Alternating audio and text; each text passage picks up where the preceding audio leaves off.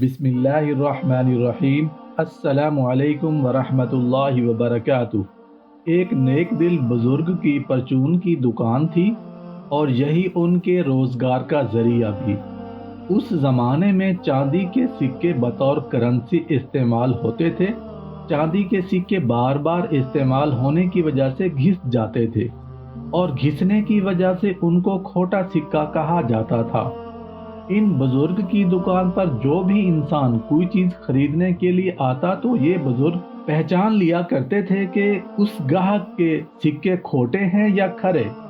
जो सिक्के खोटे होते थे ये बुजुर्ग उनको जानने के बावजूद कि वह खोटे सिक्के हैं रख लिया करते थे और ग्राहक को सामान दे दिया करते थे।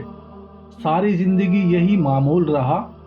कहा जाता है कि जो अल्लाह के नेक बंदे होते हैं उनको मौत से पहले महसूस हो जाता है कि हमारा बुलावा आने वाला है। जब उन बुजुर्ग को महसूस हुआ कि यही मेरी जिंदगी के आखिरी लम्हात हैं तो उन्होंने उस वक्त अल्लाह रब्बुल इज्जत के हजूर हाथ उठाकर दुआ की कि ऐ अल्लाह, मैं सारी जिंदगी तेरे बंदू के खोटे सिक्के वसूल करता रहा हूँ, तू भी मेरे खोटे आमाल को कबूल फरमा ले।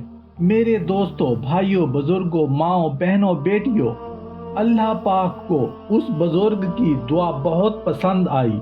अल्लाह पाक ने उनकी दुआ कबूल फरमाई और उनको जन्नत का मुस्तहिक बना दिया। अल्लाह पाक से दुआ करते हैं कि हमारे खोटे आमाल ही हमारी जन्नत का सबब बन जाएं। आमीन।